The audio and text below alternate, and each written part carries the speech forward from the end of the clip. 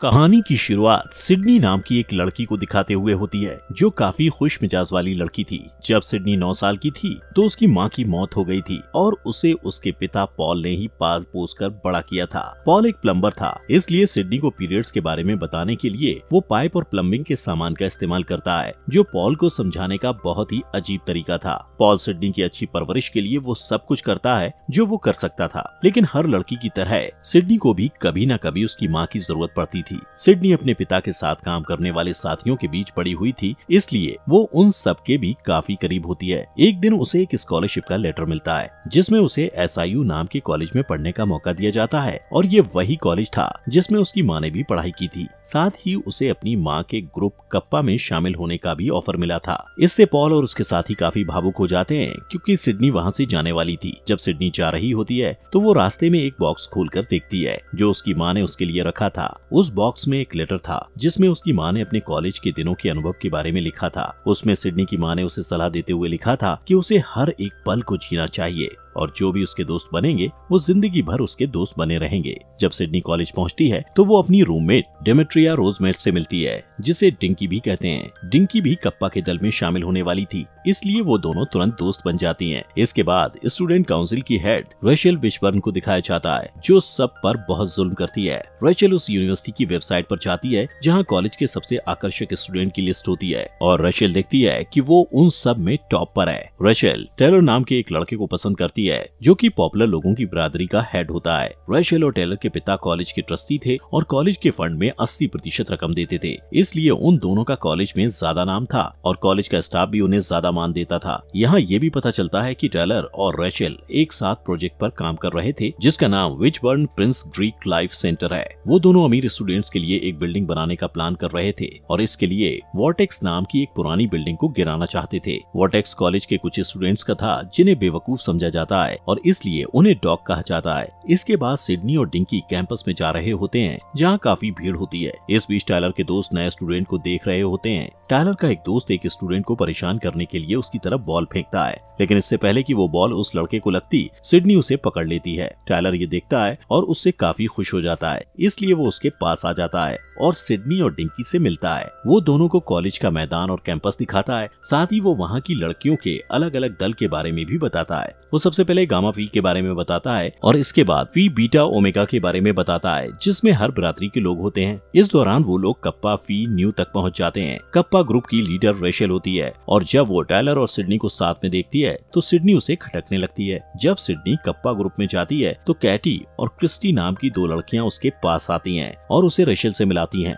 Rachel Sydney को देखकर कहती है कि वो कप्पा ग्रुप में शामिल होने के लायक नहीं है, और उसे इस बात से भी फर्क नहीं पड़ता कि उसे यहाँ शामिल होने का मौका मिला है। सिडनी का बिंदास बर्ताव देखकर कैटी और क्रिस्टी को भी यही लगता है कि उसे कप्पा में नहीं होना चाहिए। कप्पा में शामिल होने के लिए सारी लड़कियों को कुछ टास्क दिया जाने वाला था, और क्योंकि सिडनी को वहाँ कोई पसंद नहीं करता था, इसलिए उसे सारे टास्क अकेले ही पूरे करने होते हैं। यहाँ सिडनी को पता चलता है कि टायलर जल्द ही वहाँ का मुकदमेबाज बनने वाला है और रेचल सीनेट की सदस्य बनने वाली है, लेकिन इससे सिडनी को कोई फर्क नहीं पड़ता है। इसके बाद आधी रात को रेचल अपने ग्रुप के साथ नए स्टूडेंट्स के कमरे में जाती है और सारी लड़कियों को उठाकर उन्हें उनका पहला टास्क देती है, जिसमें वो कहती है कि उन लोगों को इसी वक्त किसी लड़के को डेट के लिए पूछना होगा। वो लड़कियों को मेकअप करने, ब्रश करने और अपने बाल ठीक करने से भी मना कर देती है, और कहती है कि उन्हें अपने डेट के साथ 15 मिनट के अंदर स्टेट स्ट्रीट डिनर पर आकर उससे मिलना होगा। अब इससे सिडनी काफी उलझन में होती है और किसी लड़के को ढूंढने लगती है। बहुत ढूंढने के बाद उसे लेनी नाम का एक लड़का मिलता है, जो किताबी कीड़ा होता है। वो उसे उसके साथ डेट पर जाने के लिए पूछती है, और इससे पहले कि लेनी जवाब देता,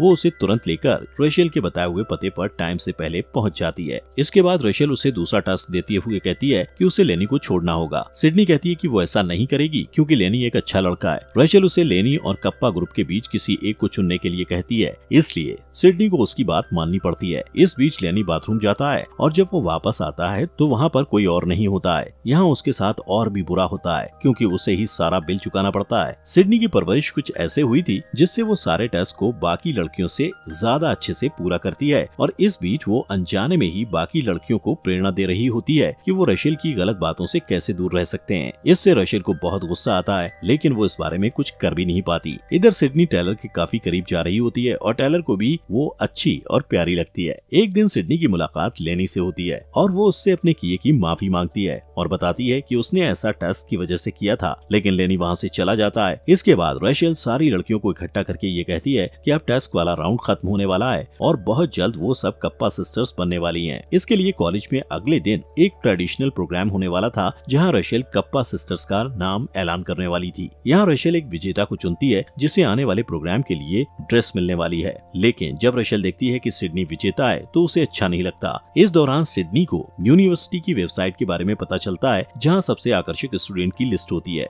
लेकिन वो देखती है कि उसका नाम उस लिस्ट में 213वें नंबर पर है। रशेल ये देख लेती है और उसे जानबूझ के एक ब्लैक ड्रेस देती है ताकि वो सबके सामने बुरी दिखे। अगले दिन जब सिडनी वो कपड़े पहनकर प्रोग्राम में आती है, तब टेलर उसके पास आता है और वो उसके लुक की तारीफ करता है और उसे डांस करने के लिए कहता है। जल्दी ही रशेल एक एक करके कप्पा सिस्टर्स का नाम ऐलान करती है और उन्हें उनके बैच पहनाती है, लेकिन जैसे ही सिडनी की बारी आती है तो वो बेकार का बहाना करके सिडनी को कप्पा ग्रुप से बाहर कर देती है। उसकी बेइज्जती करने के लिए वो सबको बताती है कि सिडनी के पिता एक प्लम्बर हैं और साथ ही वो उसकी ड्रेस भी वापस मांगती है। सिडनी को गुस्सा आता है, इसलिए वो सबके सामने अपनी ड्रेस निकालकर फेंक देती है और वहाँ से निकल जाती है। इसके बाद सिडनी तेज बारिश में बाहर बैठकर भीग रही होती है, तब लेनी और उसके दोस्त उसके पास आते हैं और उसे अपने घर पर रहने के लिए कहते हैं। इसके बाद लेनी सिडनी को अपने सारे दोस्तों से मिलवाता है। वो सबसे पहले उसे टेरेंस से मिलाता है, जो बहुत होशियार होता है। स्पैंकी बहुत शर्मीला होता है। जॉर्ज बच्चों की तरह बर्ताव करता है। बिली को हवाई यात्रा की वजह से थकान हो गई होती है और जेरेमी को लड़कियां पसंद होती हैं। पूरा कॉलेज इन लोगों को बेवकूफ समझता है, लेकिन वो लोग ऐसे नहीं होते हैं और वो सिडनी का अपने वॉर्टेक्स में स्वागत करते हैं। जल्दी सिडनी उनके टूटे फूटे घर में रहने लगती है और उन सबके काफी करीब हो जाती है। एक दिन वो सबसे कहती है कि वॉर्टेक्स को रिपेयर करने की जरूरत है, लेकिन सब लोग उस बात को नजरअंदाज करने की कोशिश करते हैं क्योंकि वो लोग रशेल से डरते हैं। इधर रशेल जब सिडनी का नाम सबसे आकर्षक स्टूडेंट्स की लिस्ट में दूसरे नंबर पर देखती है तो बहुत गुस्सा हो जाती है। जल्द ही कॉलेज में चुनाव होने वाला होता है और इसलिए सिडनी अपने सभी दोस्तों के लिए चुनाव का फॉर्म लेकर आती है और उन्हें चुनाव लड़ने के लिए उस फॉर्म को भरने के लिए कहती है, लेकिन सब मना कर देते हैं। उनके पास रिजर्वेशन होता है और इसके बाद सिडनी सबके अंदर विश्वास जगाने के लिए उन्हें एक भाषण देती है और उन्हें मना लेती है। इसके बाद सब लोग चुनाव के लिए पर्चे तैयार करते हैं और एक स्टॉल बनाते हैं, जहां वो सबको अपने चुनाव में खड़े होने के मकसद के बारे में बताते हैं, जिसे टेरेंस लीड करता है। वो लोग वॉर्टेक्स को रिपेयर करके बाकी ग्रुप को भी सुधारना चाहते थे, लेकिन उनका असली मकसद रशेल को स्टूडेंट काउंसिल से बाहर करना था। इस बीच डिंकी उनके स्टॉल पर आकर सिडनी से माफी मांगती है और लेनी के साथ फ्लर्ट करने लगती है। उसी वक्त रशेल वहाँ से गुजर रही होती है और स्टॉल पर रुककर कहती है कि वो लोग ये चुनाव कभी नहीं जीतेंगे, लेकिन सिडनी उसकी बातों को नजरअंदाज कर देती है। इसके बाद अगले सीन में सिडनी लाइब्रेरी में होती है और टेलर उसके टेबल के पास फूल लेकर आता है और उसे उसके साथ डेट पर चलने को कहता है, लेकिन सिडनी मना कर देती है। पर जब टेलर वहाँ लगातार गाने गाने लगता है तो वो परेशान होकर उसके साथ डेट पर जाने के लिए मान जाती है। इसके बाद टेलर उसे एक जगह पर लेकर जाता है जहाँ वो बेघर बच्चों को खाना खिलाता है और ये देखकर सिडनी उससे काफी इम्प्रेस हो जाती है। फिर वो और टेलर डूबते हुए सूरज को देखकर अपना खाना खाते हैं और साथ में काफी मजे करते हैं। जब सिडनी वापस आती है तो देखती है कि उसके रूममेट्स उस पर नजर रख रहे हैं, इसलिए वो उन्हें सजा के तौर पर ये कहती है कि वो उन्हें अपनी डेट के बारे में कुछ नहीं बताएगी। दूसरी तरफ रशेल टेलर के कमरे में होती है और उससे बात करती है। वो कहती है कि सिडनी चुनाव में उन्हें हराने के लिए ये सब कर रही है, लेकिन टेलर उसकी बात नहीं सुनता और उसे वहाँ से चले जाने के लिए कहता है। इधर सिडनी और उसके दोस्त टीवी देख रहे होते हैं, जहाँ आने वाले चुनाव के लिए उनके ग्रुप के बारे में बताया जा रहा होता है। वो लोग चुनाव में freedom to the seventh power के नाम से खड़े हो रहे थे। सिडनी का ग्रुप बदलाव और समानता पर विश्वास करता था, लेकिन रशेल के लिए सिर्फ पॉपुलैरिटी और लोगों का लुक मायने रखता था। इसलिए सिडनी को लोगों से ज्यादा सम्मान मिलता है और वो सबसे आकर्षक स्टूडेंट की लिस्ट में टॉप पर आ जाती है, जिससे रशेल और भी ज्यादा गुस्सा हो जाती है और कहती है कि सिडनी को सबके सामने बदनाम करना होगा। इसके बाद टेलर वॉर्टेक्स में जाता है और सबको आने वाली पार्टी में शामिल होने के लिए कहता है। पहले तो सब घबराकर मना कर देते हैं क्योंकि वो लोग इससे पहले किसी पार्टी में नहीं गए थे,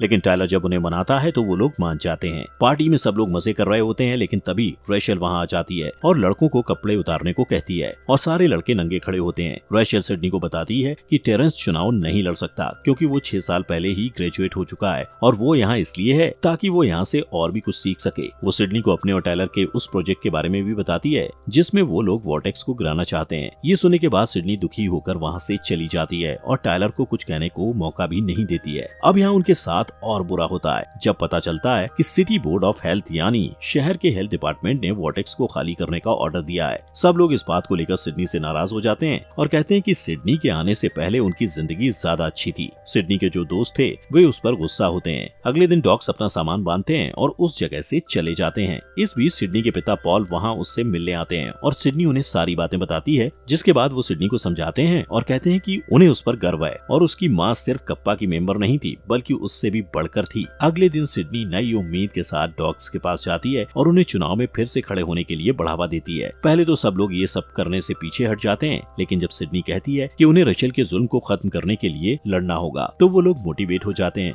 वो लोग चुनाव की तैयारी करते हैं और सिडनी नई प्रेसिडेंट बनने के लिए चुनाव लड़ने का फैसला करती है। अब वो लोग चुनाव के लिए इंटरनेट के जरिए अपनी टीम का प्रचार करते हैं, जिससे रचेल का आत्मविश्वास कम हो जाता है। चुनाव और वाद विवाद के एक दिन पहले रचेल एक हैकर को सिडनी का डेटा हैक करने के लिए कहती है। जब सिडनी को इस बात का पता चलता है तो वो पहले तो घबरा जाती है, लेकिन वो हार नहीं मानती और रात भर लाइब्रेरी में बैठकर वापस से सारा काम करती है। अगले दिन चुनाव का दिन होता है, पर थकान की वजह से सिडनी लाइब्रेरी में सो जाती है। जल्द ही प्रेसिडेंट के लिए चुनाव शुरू हो जाता है, लेकिन डॉक्स को सिडनी कहीं नहीं मिलती। कुछ देर बाद टायलर उसे लाइब्रेरी में पाता है और उसे किस करके उठाता है। इससे सिडनी टाइम पर स्टेज में पहुंच जाती है और ये देखकर हैरान हो जाती है कि कितने सारे स्टूडेंट्स उसका सपोर्ट कर रहे हैं। वो डिबेट में अपना भाषण देती है, जिससे सब मोटिवेट होते हैं और एक एक करके अपने मन की बात कहते हैं कि उन्हें डॉक होने पर गर्व है। सिर्फ सिडनी के दोस्त ही नहीं बल्कि कप्पा सिस्टर्स भी उसका साथ देती हैं और रचेल को स्टूडेंट काउंसिल से बाहर करने के लिए वोट देती हैं। रचेल ने उनसे वादा किया था कि अगर वो लोग उसे वोट देंगे तो वो उन्हें महंगे कपड़े देगी,